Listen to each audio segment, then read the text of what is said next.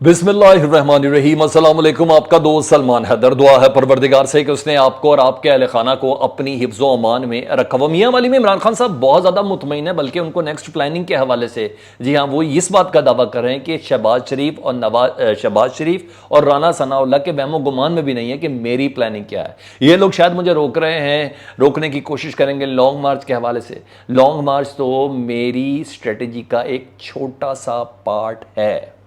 मतवक्के part और कौन कौन से हो सकते हैं जिस पे खान साहब सोच रहे हैं। हाँ, मियाँ मोहम्मद नवाज शरीफ साहब की आज एक ऑडियो जारी की जिसमें नवाज शरीफ साहब खुद अपने आप को कह रहे हैं कि हाँ, मैं हूँ करप्ट, मैंने मुल्क को लूट कर खाया, इमरान खान पर किसी किस्म का कोई इल्ज़ाम नहीं, मैं अल्लाह के फजल करम से अगर दोबारा इक़्तिदार में आया तो एक बार फिर मुल्क को लूटूंगा। ये कौन सी ऑडियो इस बार इमरान खान साहब ने जारी की है और इसका मैसेज क्या है, दरअसल उसकी कुछ डिटेल्स बतानी है। सैफुल्लाह न्याजी को जहां एफआईए ने डिसोन किया कि हमने गिरफ्तार नहीं किया, वहीं उनके सरबराह ने, जी हाँ, उनके करता धरता ने, उनके वजीर ने बाकायदा तौर पर मान लिया। क्या वजह हुई ना मानने की, क्या वजह हुई मानने की, उसकी कुछ डिटेल्स हैं। कुछ नई गिरफ्तारियों से हवाले से भी कोई एक्सपेक्टेशन हो रही है जी।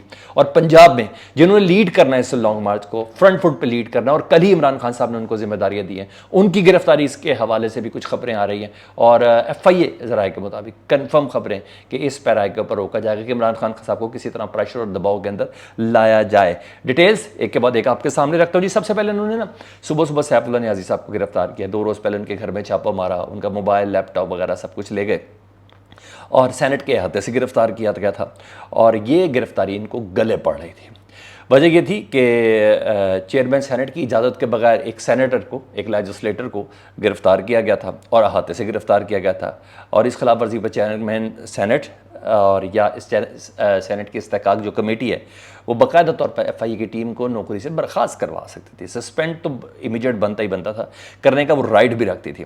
एफआईए ने इसलिए फ़ौरन तौर पर तरदीद कर दी कि हमने सैफुल्लाह न्याजी, सेनेटर इमरान खान के कज़न और चीफ ऑर्गेनाइज़र पाकिस्तान तहरीक इंसाफ को हमने गिरफ्तार नहीं किया। मगर बॉस को ना शायद इन कवानीन का पता नहीं था, बहुत जज्बाती बहुत है ना। जी हाँ, बॉस से मुराद राना सनाउल्लाह साहब, उन्होंने सारी कलई खोल दी। उन्होंने कहा जी हाँ, सैफुल्लाह न्याजी को हिफाजती तौर पर हम लोगों ने गिरफ़्तार किया और अंडर अरेस्ट किया है, क्योंकि वो पेश नहीं हो रहे थे। इनको कई बार हमने समन भेजे थे, इसलिए हमने गिरफ़्तार किया गया है। और डेफिनेटली सैफुल्लाह न्याजी साहब को टॉर्चर किया जाएगा, ज़हनी तौर पर मे बी पॉसिबल, जिस्मानी तौर पर भी किया जाए जिस तरह शहबाज गिल साहब को किया, और फिर मेंटली टॉर्चर डेफिनेटली हो सकता है। बहरहाल गिरफ्तारी नहीं डाली उनकी अभी तक, और बुखलाड में एक के बाद एक गलतियाँ हो रही हैं। अब देखते हैं सेनेट के चेयरमैन और जो स्पेशली इस्तेकाक कमेटी है वो इस सिलसिले में किस किस्म का नोटिस देती है। अभी तक सैफुल्लाह न्याजी की गिरफ्तारी नहीं डाली है। तो एक के बाद एक बोंगियाँ ये लोग मारते हुए नजर आ रहे हैं। उन्हीं बोंगियों से मैं आपको बात बताऊँ कि जब मैंने आपको ये खबर ब्रेक की थी कि इमरान खान साहब के आने वाले दिनों में जो फाइनेंसर्स हैं और करीबी सर्कल्स के जो लोग हैं जिन पर इमरान खान साहब बहुत ज़्यादा एतमाद करते हैं, उनको गिरफ्तारियों का सिलसिला शुरू होगा। उसमें तारिक शफ़ी का नाम शामिल था।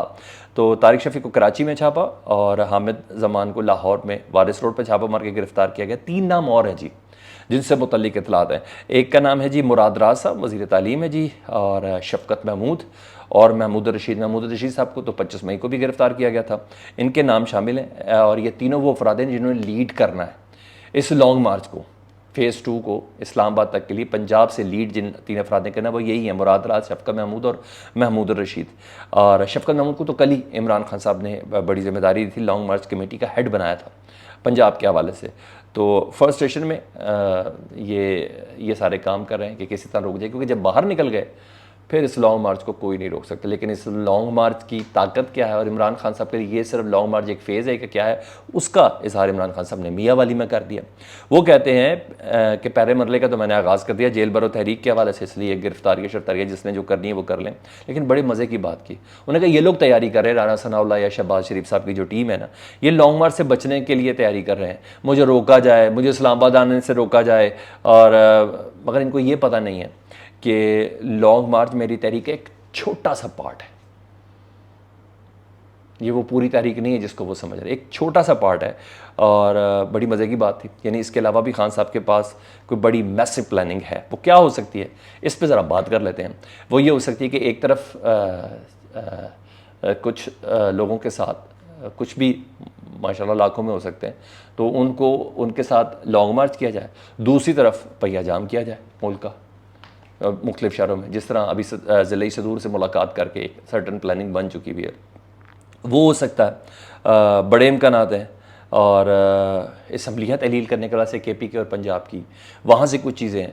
तो बहरहाल खान साहब ने इतना इशारा दे के बता दिया कि तुम्हारी सोच भी नहीं है जो प्लान मेरे दिमाग में है। और अपनी तकरीर में उन्होंने बोला भी है कि शहबाज शरीफ और राना सनाउल्लाह की प्लानिंग दबरदूस हो जाएगी, मेरी प्लानिंग उनसे बेहतर है।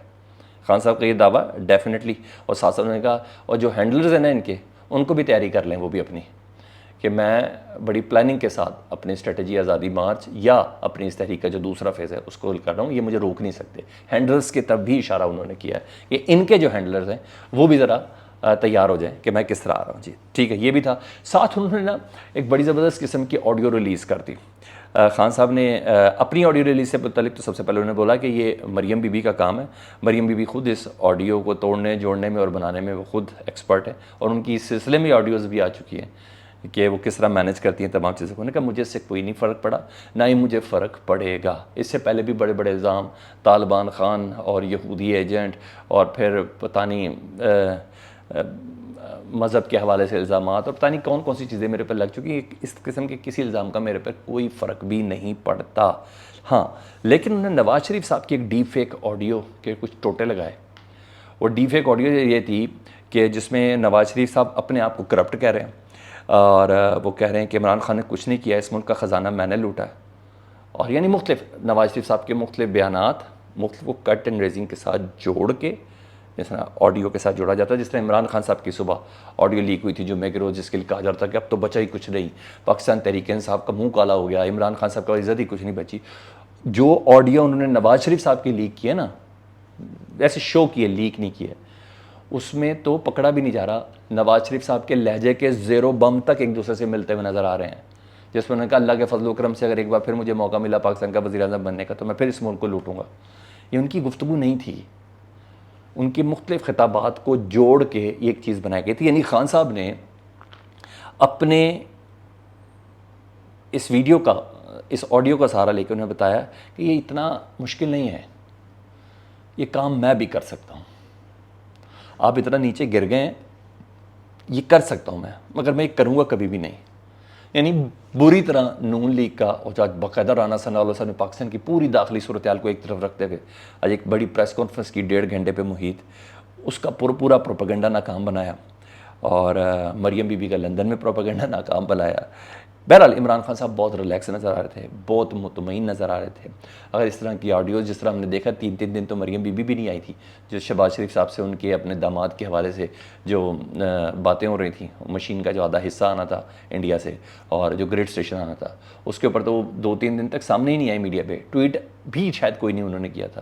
लेकिन खान साहब बहुत रिलैक्स थे, बहुत मुतमईन थे और बहुत एग्रेसिव भी नज़र आ रहे थे। आज फिर उन्होंने 4 अफराद से मुतल्लिक जिक्र किया। उन्होंने कहा मुझे मारने का ये प्लान करके बैठे, और ये मुझे मारने वाले के ऊपर ये कहा जाएगा कि ये एक मजहबी जनूनी था जिसने मुझे कत्ल किया। लेकिन ये ज़हन में रखना अपनी पब्लिक को कहते हुए कहा है, कौम आप लोग इन 4 अफराद को कभी भी माफ़ नहीं करेंगे। वो वीडियो उस दिन आएगी जिनमें मैंने 4 अफराद का नाम लिया, जिस दिन मेरे ऊपर किसी किस्म की कोई अटैम्प्ट होगी। तो खान साहब हर लिहाज से एक नए स्टेप की तरफ जाते हुए नज़र आ रहे हैं। कहीं से भी ऐसा नहीं लग रहा कि खान साहब कोई दब गए हैं, या खान साहब की कोई ऑडियो से इसी तरह कट एंड रेजिंग करके ऑडियो एडिटर जिस तरह जोड़ के वो लगाया जा रहा है, उसका खान साहब को किसी किस्म का कोई प्रेशर है। गिरफ्तारियों के हवाले से वो कह चुके कि मैं पहली तहरीक का आगाज़ कर चुका हूँ जी, और इसमें जेल भरो तहरीक है, तो मुझे किसी किस्म का कोई इशू नहीं है।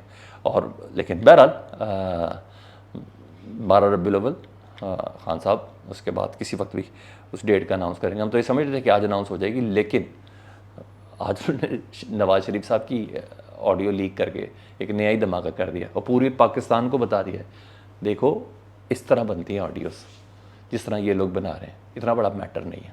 फीडबैक से मुतल्लिक ज़रूर आगे कीजिएगा। अपना बहुत ज़्यादा ख्याल रखें। अल्लाहुम्मा सल्ली अला मुहम्मदिन व आले मुहम्मद।